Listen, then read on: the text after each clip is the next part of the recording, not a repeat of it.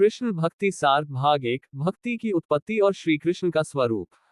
आगे बढ़ने से पहले यदि आपको श्री कृष्ण के दिव्य उपदेश सुनना, उनके मधुर वचनों से जीवन में शांति और प्रेरणा पाना अच्छा लगता है, तो हमारे चैनल को सब्सक्राइब जरूर करें। यहाँ आपको श्री कृष्ण की वाणी, गीता ज्ञान और भक्ति संदेश सुनने को मिलेंगे जो आपके मन को शांति और आत्मा को प्रकाश देंगे।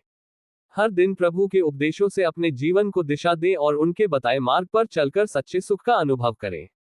जय श्री कृष्ण। भूमिका। जब भी पृथ्वी पर अधर्म बढ़ता है, जब मनुष्य अपने ही निर्मित जाल में फंसकर सत्य को भूल जाता है, तब ईश्वर किसी न किसी रूप में अवतरित होते हैं। श्री कृष्ण वह दिव्य स्वरूप है जिन्होंने न केवल अधर्म का नाश किया, बल्कि संसार को भक्ति का अमृत भी प्रदान किया। भक्ति जो न कर्म से जन्मती है, न ज्ञान से, वह केवल प्रेम से उत्पन्न होती है, निर्मल, निस्वार्थ और अनंत। भक्ति का सार यही है कि मनुष्य स्वयं को भूलकर ईश्वर में खो जाए। ये खोना वास्तव में मिल जाना है, क्योंकि जब मैं मिटता है तभी वह प्रकट होता है। और श्री कृष्ण उस वह के सबसे मधुर, सबसे निकट और सबसे जीवंत प्रतीक है। 1 भक्ति की उत्पत्ति, प्रेम से प्रारंभ। भक्ति का आरंभ कहाँ से होता है? वेद कहते हैं, स्नेहो मूलम भक्ते, भक्ति का मूल प्रेम है। जब मनुष्य किसी वस्तु या व्यक्ति से सच्चा प्रेम करता है, तो उसके हृदय में अहंकार गलने लगता है। ये पिघलन ही भक्ति की भूमि तैयार करती है। जब ये प्रेम सीमित वस्तुओं से हटकर अनंत की ओर मुड़ता है, तब वह कृष्ण प्रेम बन जाता है। श्री कृष्ण का नाम लेते ही हृदय में जो मधुरता, करुणा और आनंद का कंपन होता है, वही भक्ति की शुरुआत है। गोकुल की गोपियां इस भक्ति की पहली मूर्तियां हैं। उनका प्रेम न तो किसी नियम का बंधक था, न किसी शास्त्र की परीक्षा में खरा उतरना चाहता था। वे केवल इतना जानती थी कि कृष्ण है और हमें उनका सान्निध्य चाहिए। उनकी आंखों में दर्शन का भाव नहीं, मिलन की तृष्णा थी, और यही तृष्णा भक्ति को जल देती है। 2 श्री कृष्ण का स्वरूप, सगुण में निर्गुण का दर्शन। कृष्ण कोई केवल एक ऐतिहासिक व्यक्ति नहीं है। वे साकार और निराकार दोनों के संगम हैं। वे बांसुरी बजाते हैं, परंतु उनकी बांसुरी केवल संगीत नहीं, आत्मा की पुकार है। वे गोपाल हैं, पर वे गीता के वक्ता भी हैं। वे बाल लीला में नटखट हैं, पर युद्ध भूमि में योगेश्वर हैं। उनके भीतर संपूर्ण सृष्टि की लय छिपी है। वेदों का ज्ञान, योग का संतुलन, प्रेम का पराकाष्ठा, सब कुछ श्री कृष्ण में समाहित है। यही कारण है कि जब हम भक्ति करते हैं, तो हम केवल किसी मूर्ति की पूजा नहीं करते। हम उस विराट चैतन्य की उपासना करते हैं जो हमारे भीतर भी निवास करता है। श्री कृष्ण का रंग नीला बताया गया है। यह कोई भौतिक रंग नहीं, बल्कि प्रतीक है अनंतता का। नील गगन, नील सागर दोनों ही असीम है। कृष्ण का नीलवर्ण इसी असीमता का द्योतक है, जो दर्शाता है कि वही ईश्वर सीमाओं में नहीं बंधता। 3 भक्ति बनाम कर्म, जब प्रेम ही पूजा बन जाए। कई लोग सोचते हैं पूजा, व्रत, जप, दान, तीर्थ यही भक्ति है। पर श्री कृष्ण गीता में कहते हैं, पत्रम पुष्प फल तोयो में भक्त्या प्रयच्छति तदहम भक्त्युपृतश्नामि प्रयतात्मनः। अर्थात जो मुझे प्रेम से एक पत्र, पुष्प, फल या जल भी अर्पण करता है, मैं उस प्रेम को ग्रहण करता हूँ। यहाँ स्पष्ट है कि ईश्वर को वस्तु नहीं चाहिए, भाव चाहिए। कृष्ण के लिए गोपियां माखन लाती थी, सुदामा चिवड़ा लाया, मीरा ने विष का प्याला भी प्रेम से अर्पित किया। पर सब में सामान्य था भक्ति का भाव। कर्म से केवल शरीर जुड़ा है, पर भक्ति से आत्मा जुड़ती है। कर्म का फल मिलता है, भक्ति का आनंद। कर्म समाप्त होता है, भक्ति अनंत होती है। 4 भक्ति का पहला चरण, स्मरण। भक्ति का पहला चरण है स्मरण। हर पल श्री कृष्ण का स्मरण। ये स्मरण केवल नाम जपना नहीं है, ये भीतर हर कार्य में कृष्ण का अनुभव करना है। जब तुम किसी को मुस्कुराकर देखते हो, समझो कृष्ण मुस्कुराए। जब तुम किसी को क्षमा करते हो, समझो कृष्ण ने तुम्हारे भीतर से क्षमा दी। जब तुम रोते हो, तब भी वही कृष्ण तुम्हारे आंसुओं में है। भक्ति का अर्थ है हर स्थिति में ये याद रखना कि मैं नहीं, वह कर रहा है। यही वह स्थिति है जहां मनुष्य अहंकार से मुक्त होता है और कृष्ण तत्व में विलीन होने लगता है। 5 भक्ति का दूसरा चरण, समर्पण। जब स्मरण दृढ़ हो जाता है, तो स्वाभाविक रूप से समर्पण आता है। समर्पण का अर्थ है अपनी इच्छा को ईश्वर की इच्छा में विलीन कर देना। कृष्ण कहते हैं, सर्वधर्मान परित्यज्य मामेकम शरणं व्रज। सारे धर्मों, सारे नियमों को छोड़कर मेरी शरण में आ जा। ये वाक्य केवल किसी धार्मिक आचरण का आदेश नहीं, बल्कि आत्मा का आह्वान है। कृष्ण कह रहे हैं, अब तू संघर्ष छोड़ दे, मुझे अपना बना ले। जो कुछ भी तू है, उसे मुझ में डाल दे और देख कैसे तेरी दुनिया बदल जाती है। समर्पण का अर्थ हार नहीं, जीत है। क्योंकि जब तुम ईश्वर के आगे झुकते हो तब तुम्हारे भीतर का सबसे बड़ा शत्रु अहंकार नष्ट होता है और उसी क्षण ईश्वर तुम्हारे भीतर प्रकट होता है। 6. भक्ति का तीसरा चरण एकत्व। जब समर्पण पूर्ण हो जाता है तब भक्ति साधक को एकत्व की अनुभूति होती है। अब वह कहता नहीं कि कृष्ण मेरे हैं, बल्कि अनुभव करता है कि मैं कृष्ण हूं। मीरा ने कहा था, मेरे तो गिरधर गोपाल दूसरों न कोई। ये वाक्य केवल भाव नहीं, अनुभव है। जब भक्ति चरम पर पहुंचती है तब भक्त और भगवान का भेद मिट जाता है। राधा और कृष्ण इस एकत्व के प्रतीक हैं। राधा अलग होकर भी कृष्ण से अलग नहीं। उनका नाम लेते समय राधा कृष्ण एक साथ बोला जाता है, क्योंकि ये द्वैत में अद्वैत का प्रतीक है, जहां प्रेम का दोपन भी एकत्व में विलीन हो जाता है। 7. भक्ति का फल आनंद। कृष्ण भक्ति का अंतिम परिणाम आनंद है। यह आनंद किसी परिस्थिति पर निर्भर नहीं करता। मीरा को महल मिला तो भी आनंद, विष मिला तो भी आनंद।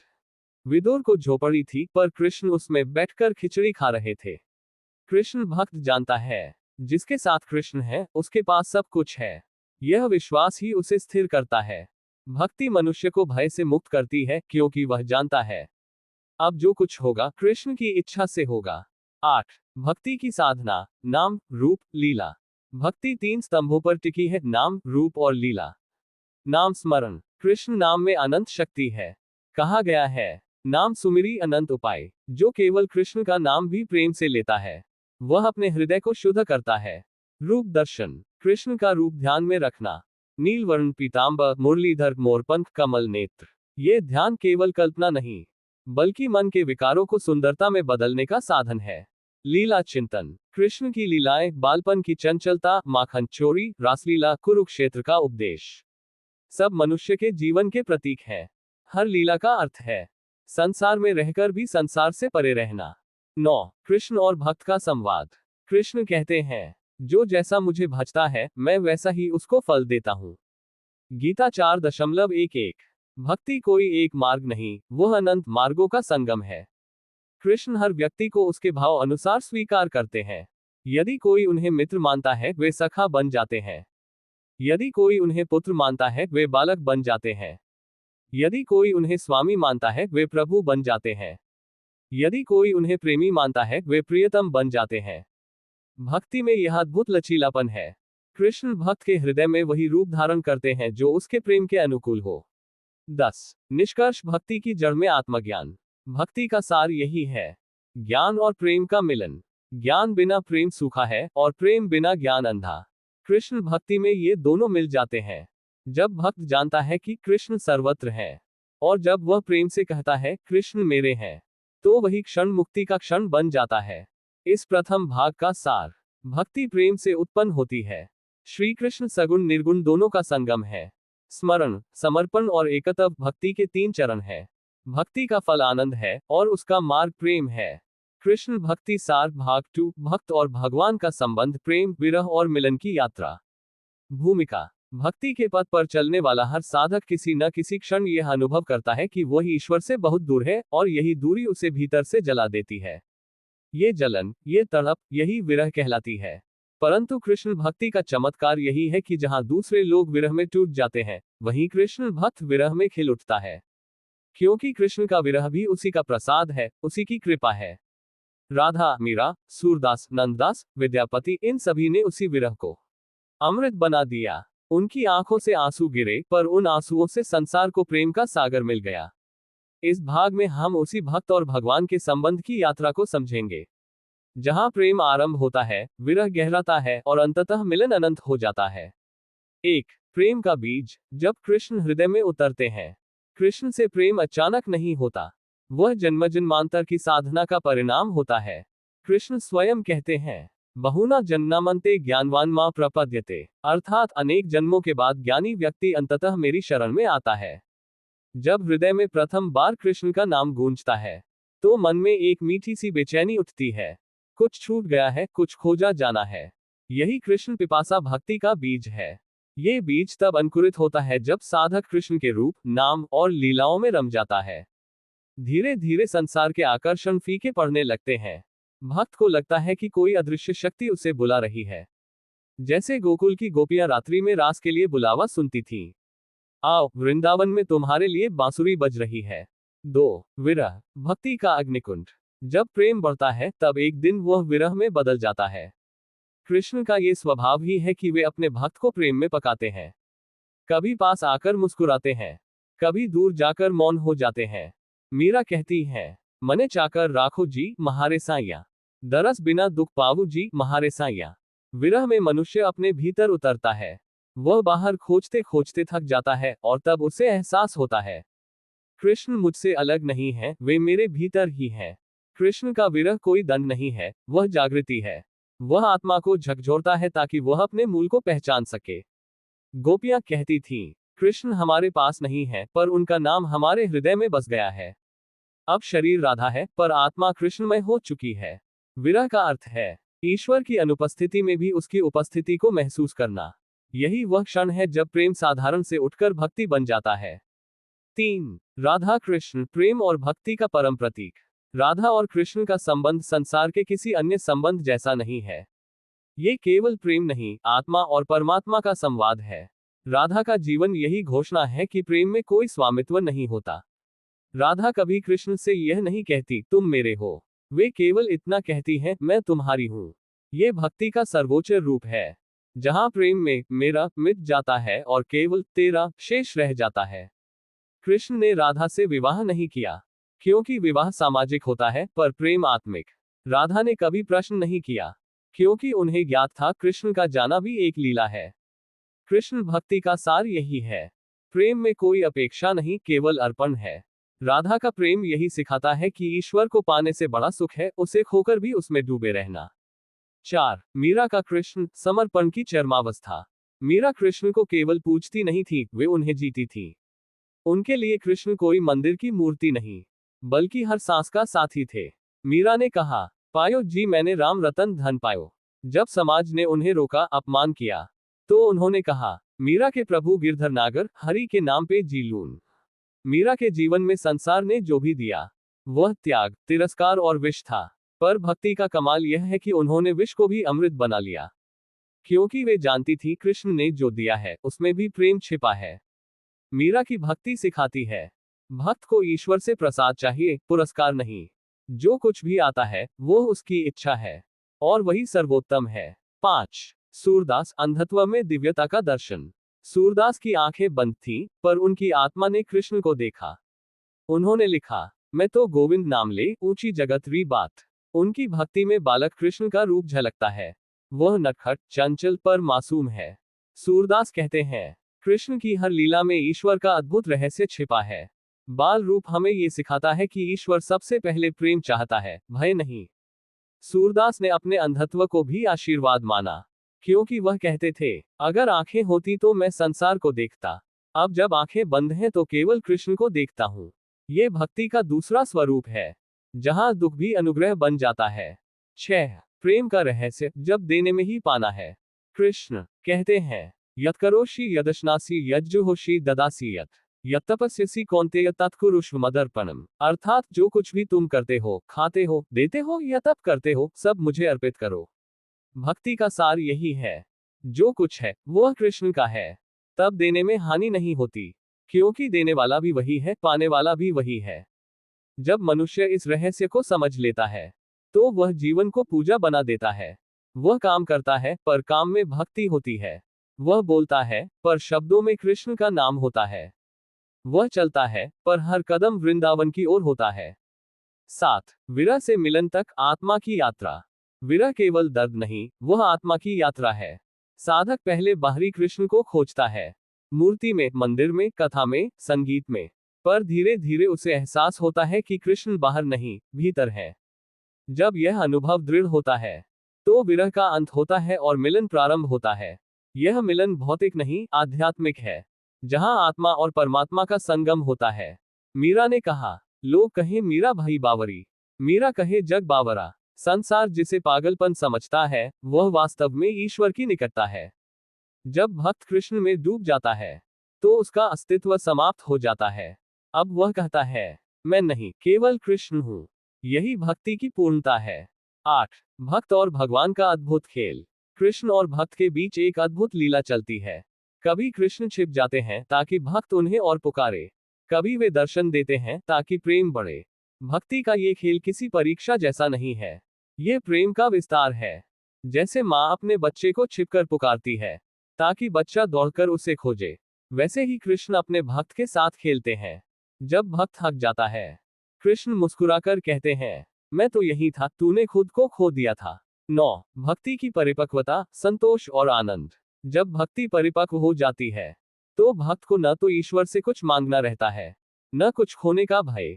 अब वह हर स्थिति में संतोष अनुभव करता है। कृष्ण उसके भीतर वास करते हैं, तो बाहरी परिस्थितियां उसे विचलित नहीं करती। ये वही अवस्था है जिसे गीता में कहा गया, स्थिरप्रज्ञस्य का भाषा। स्थिरप्रज्ञ वह है जो सुख दुख में समान रहता है, जो अपने कृष्ण में रमा है। भक्ति का चरम ये है, आनंद बिना कारण, प्रेम बिना अपेक्षा और ईश्वर बिना दूरी के अनुभव होना। 10. निष्कर्ष, कृष्ण का प्रेम ही भक्ति का सार है। भक्ति कोई साधना नहीं, वह जीवन की दिशा है। कृष्ण का प्रेम हमें ये सिखाता है कि संसार बदलने की आवश्यकता नहीं, बस दृष्टि बदलने की है। जो कृष्ण को प्रेम से देखता है, उसे हर जगह वही दिखाई देते हैं, फूलों में, मुस्कान में, बच्चों की आंखों में, यहाँ तक कि शत्रु में भी। कृष्ण भक्ति का यही सार है, प्रेम को इतना पवित्र कर देना कि वह ईश्वर का रूप ले ले। इस दूसरे भाग का सार, भक्ति की गहराई विरह से होकर मिलन तक पहुंचती है। राधा, मीरा, सूरदास भक्ति के जीवंत प्रतीक है। प्रेम में स्वामित्व नहीं, केवल समर्पण है। जब भक्त स्वयं मिट जाता है, तब कृष्ण प्रकट होते हैं। कृष्ण भक्ति सार भाग 3, प्रेम, त्याग और आत्मा की यात्रा। जब भक्ति मोक्ष का मार्ग बन जाती है। भूमिका, कृष्ण भक्ति केवल भावनाओं की यात्रा नहीं है, यह आत्मा की मुक्ति की दिशा भी है। भक्ति के माध्यम से मनुष्य अपने अहंकार, इच्छाओं और बंधनों को त्याग कर उस अवस्था तक पहुंचता है जहां वह कह सकता है, मैं नहीं, केवल वह है। प्रेम जब पूर्ण होता है तो त्याग अपने आप आता है, और त्याग से आत्मा मुक्त होती है। भक्ति के पथ पर यह यात्रा प्रेम से त्याग और त्याग से मोक्ष तक सबसे सुंदर, सबसे मधुर और सबसे कठिन भी है। 1. प्रेम और त्याग एक ही सिक्के के दो पहलू। साधारण प्रेम में मैं केंद्र में होता है, मुझे यह व्यक्ति अच्छा लगता है, मुझे इससे सुख मिलता है। पर भक्ति का प्रेम इसके विपरीत होता है, ईश्वर को जो अच्छा लगे वही अच्छा है। जब प्रेम सच्चा होता है तो उसमें अपेक्षा नहीं रहती। जहां अपेक्षा नहीं, वहां त्याग जन्म लेता है। त्याग का अर्थ यह नहीं कि संसार से भाग जाना, बल्कि यह समझ लेना कि सब कुछ उसी का है। गोपियां कृष्ण को प्रेम करती थीं, पर जब कृष्ण मथुरा चले गए, उन्होंने उन्हें रोकने की चेष्टा नहीं की, क्योंकि वे जानती थीं हमारा प्रेम कृष्ण की इच्छा पर आधारित नहीं, बल्कि उनके अस्तित्व पर आधारित है। यही त्याग है जो प्राप्ति में भी प्रसन्न है, वियोग में भी। 2. त्याग का अर्थ बाहर नहीं, भीतर से मुक्त होना। कई लोग समझते हैं कि त्याग का अर्थ सब कुछ छोड़ देना है, घर, परिवार, वस्तुएं। पर श्री कृष्ण गीता में कहते हैं, अनाश्रितः कर्मफलम कार्यम कर्म करोति यः स सन्यासी च योगी च। जो कर्म के फल की अपेक्षा नहीं करता, वही सच्चा त्यागी है। त्याग का अर्थ है आसक्ति से मुक्ति। तुम जो काम करते हो उसे ईश्वर को समर्पित कर दो। जो कुछ भी आता है उसे प्रसाद मान लो, फिर जीवन का हर क्षण साधना बन जाता है। कृष्ण कहते हैं, तू युद्ध कर पर मन में द्वेष न रख, तू कर्म कर पर फल की चिंता मत कर। यही मेरा मार्ग है, निष्काम कर्म योग। भक्ति में यह निष्काम भाव अपने आप आता है, क्योंकि जब प्रेम सच्चा होता है तो स्वार्थ गल जाता है। 3. आत्मा की यात्रा, देह से परे का अनुभव। मनुष्य सोचता है कि वह शरीर है, परंतु भक्ति का आरंभ तब होता है जब वह समझता है कि वह आत्मा है। कृष्ण कहते हैं, न जायते मरियते वा कदाचित। आत्मा न कभी जन्म लेती है, न कभी मरती है। भक्ति इस ज्ञान को हृदय में स्थिर करती है। जब भक्त कृष्ण को हर जगह अनुभव करता है, तब उसे ये भी समझ आता है कि मृत्यु केवल परिवर्तन है, अंत नहीं। आत्मा के लिए भक्ति ही वह नाव है जो उसे संसार के पार ले जाती है। जिस प्रकार नदी सागर में मिल जाती है, वैसे ही आत्मा कृष्ण में विलीन हो जाती है। यह मिलन मोक्ष कहलाता है। 4. भक्ति और कर्म का संतुलन, जीवन में ईश्वर का अनुभव। भक्ति का अर्थ यह नहीं कि जीवन के कर्मों से भागो। कृष्ण ने अर्जुन से यही कहा था, तू युद्ध से मत डर, ये तेरा धर्म है। भक्ति का सार यह है कि मन में ईश्वर हो और कर्म संसार के लिए। तुम खेत में हल चलाओ, व्यापार करो, परिवार संभालो, पर हर कर्म को ईश्वर का अर्पण समझो। मीरा महल में रही, पर भीतर सन्यासी थी। कृष्ण कहते हैं, जो मेरे में कर्म करता है उसका कर्म मुझे बांध नहीं सकता। इसका अर्थ है, जब कर्म भक्ति से जुड़ जाता है तो वह बंधन नहीं बनता। 5 त्याग में आनंद जब खोने में ही पाना है। संसार का नियम है, जितना खोते हैं उतना दुखी होते हैं। पर भक्ति का नियम उल्टा है, जितना खोते हैं उतना पाते हैं। राधा ने कृष्ण को खोया पर प्रेम अमर हो गया। मीरा ने सब छोड़ दिया पर संसार उनका नाम जपता है। त्याग का रहस्य यही है, जो कृष्ण को पा लेता है उसके लिए खोने को कुछ नहीं बचता। त्याग में जो आनंद है वह किसी प्राप्ति में नहीं, क्योंकि जब हृदय खाली होता है तभी उसमें ईश्वर का प्रकाश उतरता है। 6 आत्मा और कृष्ण का संवाद, मौन में मिलने वाला संदेश। जब भक्ति गहरी होती है तब शब्दों की आवश्यकता नहीं रहती। भक्त मौन हो जाता है और ईश्वर भीतर से बोलते हैं। ये संवाद शब्दरहित होता है, जैसे बांसुरी की धुन जो सुनाई नहीं देती पर आत्मा को झंकृत करती है। कृष्ण कहते हैं, मैं हर उस हृदय में निवास करता हूं जो प्रेम से भर गया है। भक्त जब ध्यान में बैठता है तो वह अनुभव करता है कि कृष्ण बाहर नहीं, भीतर है। धीरे धीरे यह अनुभव बढ़ता है और आत्मा अपने स्रोत में लौट आती है। ये लौटना ही मुक्ति है। 7 भक्ति और ध्यान दो मार्ग, एक ही लक्ष्य। कई लोग कहते हैं कि भक्ति और ध्यान अलग अलग है, परंतु वास्तव में ये एक ही वृक्ष की दो शाखाएं हैं। ध्यान मन को शुद्ध करता है, भक्ति हृदय को। जब दोनों मिलते हैं तब ईश्वर का साक्षात्कार होता है। श्री कृष्ण ने गीता में कहा, मन्ना भव मद्भक्तो मद्याजी मां नमस्कुरु। मेरा स्मरण करो, मुझसे प्रेम करो, मेरी पूजा करो, मुझे प्रणाम करो। ये चारों ही साधन ध्यान और भक्ति का संगम है। भक्ति ध्यान को भाव देती है, ध्यान भक्ति को स्थिरता। इस मिलन से मनुष्य भीतर से प्रकाशित होता है। 8 ईश्वर का अनुभव जब सब कुछ कृष्णमय हो जाए। भक्ति की चरम अवस्था वह होती है जब भक्त हर चीज में कृष्ण को देखने लगता है। वह कहता है, जो मुझे गाली दे रहा है उसमें भी वही है, जो मुझे प्रेम दे रहा है वह भी वही है, जो मुझे परीक्षा में डाल रहा है वह भी वही है। ये दृष्टि जब स्थिर हो जाती है तो जीवन में भय समाप्त हो जाता है। अब सुख दुख, हानि लाभ, जय पराजय सब समान लगते हैं। ये वही स्थिति है जिसे गीता में समत्वम योग उच्यते कहा गया है। जहां मन समान रहता है वही योग है, वही भक्ति है। 9 भक्ति से मोक्ष तक अंतिम अनुभव। भक्ति केवल प्रेम नहीं सिखाती, वो मुक्ति का द्वार भी खोलती है। कृष्ण कहते हैं, मामेति सोर्जुन, जो मुझे भजता है वह अंततः मुझमें ही आता है। ये मुझ में आना ही मोक्ष है। जब आत्मा ये जान लेती है कि वह कृष्ण से अलग नहीं, तो उसके सारे बंधन टूट जाते हैं। भक्त अब कहता है, मेरा जीवन, मेरा मृत्यु, मेरा कर्म सब तेरा है। इस सरेंडर, समर्पण के क्षण में आत्मा परमात्मा से मिल जाती है। अब भक्ति समाप्त नहीं होती, वह शांति में बदल जाती है। 10 त्याग और प्रेम का अद्भुत संगम, राधा का रहस्य। राधा प्रेम की मूर्ति है और उनका प्रेम त्याग की पराकाष्ठा है। राधा का त्याग इसलिए महान है क्योंकि उन्होंने कभी अपने प्रेम को अधिकार नहीं बनाया। वे कहती थीं, कृष्ण जहां भी रहें, सुखी रहें, मेरा सुख तो उनमें है। ये वाक्य भक्ति का शिखर है। जब प्रेम स्वार्थ से परे हो जाता है तब वह दिव्यता को छूता है। राधा हमें सिखाती है कि प्रेम ईश्वर तक पहुंचने का सबसे सहज और सुंदर मार्ग है, परंतु सच्चा प्रेम त्याग से गुजरता है। 11 आत्मा की स्वतंत्रता, जब कोई बंधन शेष नहीं रहता। जब भक्त कृष्ण में पूरी तरह लीन हो जाता है तो उसके लिए धर्म, कर्म, व्रत, पूजा सब औपचारिकताएं बन जाती हैं। अब उसके लिए हर सांस भक्ति है, हर कर्म आराधना। अब वह मंदिर नहीं जाता, क्योंकि उसका मन ही मंदिर है। अब वह मूर्ति के आगे नहीं झुकता, क्योंकि हर प्राणी में उससे वही कृष्ण दिखाई देते हैं। यह आत्मा की स्वतंत्रता है, जहां कोई बंधन नहीं, कोई भय नहीं, केवल प्रेम है। यही मोक्ष है। 12 निष्कर्ष भक्ति का परम फल। कृष्ण भक्ति का सार यह है कि प्रेम से त्याग और त्याग से मोक्ष की यात्रा हो। भक्ति वह दीपक है जो जीवन के अंधकार को प्रकाशित करता है। वह केवल पूजा नहीं, जीने की कला है। जो इस मार्ग पर चलता है वह समझ जाता है कि कृष्ण बाहर नहीं, भीतर है। वे न मंदिर में हैं, न द्वारका में, वे तो हृदय की गहराई में मुस्कुरा रहे हैं। इस तीसरे भाग का सार, सच्चा प्रेम त्याग से जुड़ा है। त्याग बाहरी नहीं, भीतरी होता है, आसक्ति से मुक्ति।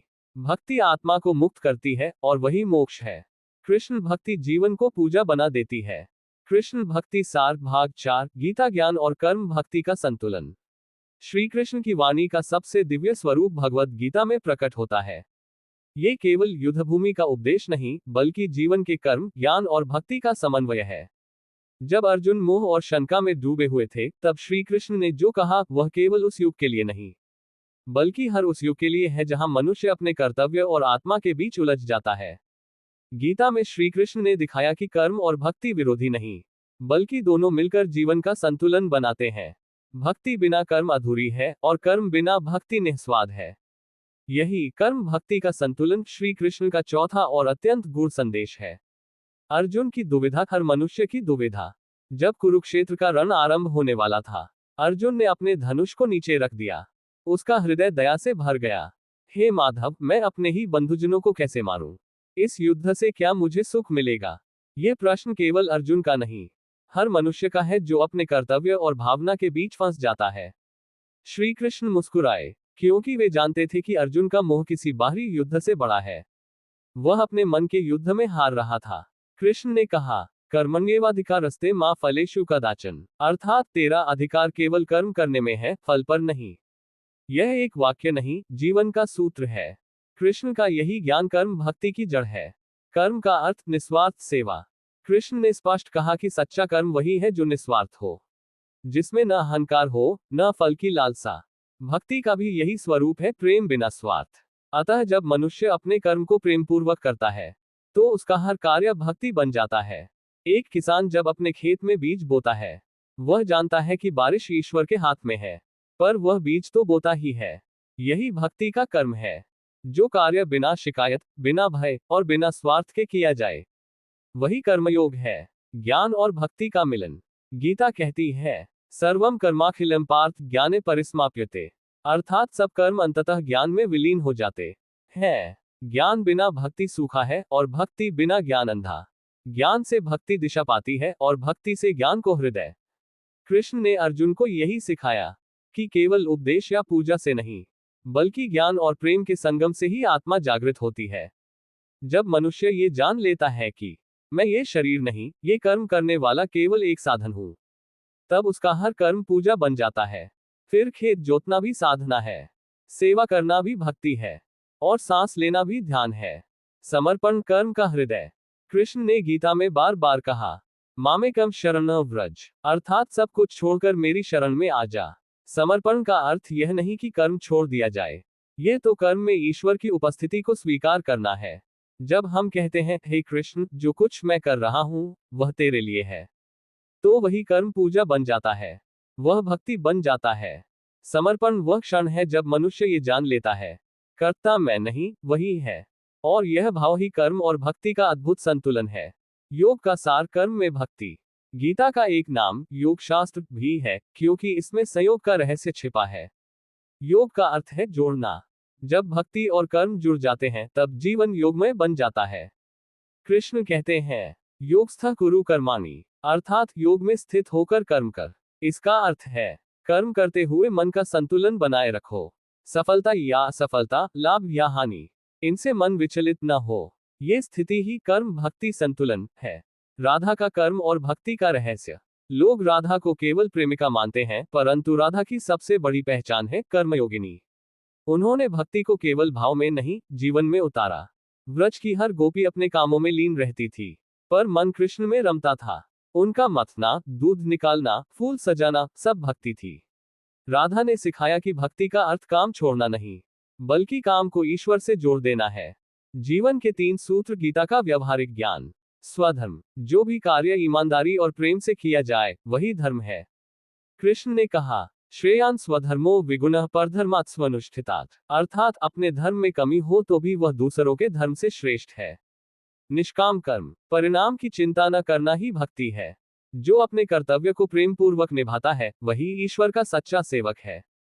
समत्व भाव, जो सुख दुख, लाभ हानि, मित्र शत्रु में समान भाव रखे, वही योगी है। कृष्ण कहते हैं, समत्वम योग उच्यते। इन तीनों सूत्रों से मनुष्य को कर्म और भक्ति दोनों की पूर्णता मिलती है। कर्म, भक्ति और आधुनिक जीवन। आज का मनुष्य कर्म तो करता है, पर उसका हृदय भक्ति से रिक्त है। वह काम करता है सफलता के लिए, नहीं कि ईश्वर के लिए। कृष्ण यही सिखाते हैं कि यदि तुम अपने हर कर्म को भक्ति से जोड़ दो, तो जीवन के हर क्षेत्र में संतुलन आ जाएगा। कार्यालय में कार्य करते हुए यदि तुम भीतर यह भाव रखो, ये सेवा भी ईश्वर की सेवा है, तो थकान आनंद में बदल जाती है। कर्म और भक्ति का यही आधुनिक अर्थ है। संसार में रहते हुए भी ईश्वर से जुड़े रहना।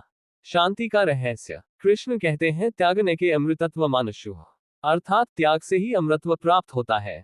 त्याग का अर्थ वस्त्र छोड़ना नहीं, बल्कि अहंकार छोड़ना है। जब मनुष्य अपने कर्म को ईश्वर को अर्पित करता है, तो उसके भीतर एक असीम शांति उतरती है। वह जान लेता है, मैं केवल साधन हूं, परिणाम उसका है। यही स्थिति भक्ति का चरम बिंदु है, जहां कर्म योग बन जाता है और योग प्रेम में बदल जाता है। निष्कर्ष। गीता ज्ञान हमें ये सिखाता है कि भक्ति केवल मंदिर की घंटियों में नहीं, बल्कि हमारे कर्मों में छिपी है। जो कर्म भक्ति से रहित है, वह बंधन है, और जो कर्म समर्पण से किया जाए, वही मुक्ति का द्वार है। कृष्ण का उपदेश यही है, अपने हर कर्म में मुझे देखो, अपने हर श्वास में मेरा नाम लो, और अपने हर दुख में मुझे पुकारो। फिर देखो, तुम्हारा जीवन ही भक्ति बन जाएगा। कृष्ण भक्ति सार भाग 5, मोक्ष, ईश्वर साक्षात्कार और कृष्ण प्रेम का अंतिम सार। भक्ति का अंतिम चरण केवल प्रेम या पूजा तक सीमित नहीं है। ये वह अवस्था है जहां भक्त और भगवान का भेद समाप्त हो जाता है, जहां आत्मा अपने स्रोत में लौट जाती है और मोक्ष प्राप्त होता है। भाग 1 से 4 तक हमने भक्ति की उत्पत्ति, भक्त और भगवान के संबंध, त्याग और कर्म भक्ति का संतुलन देखा।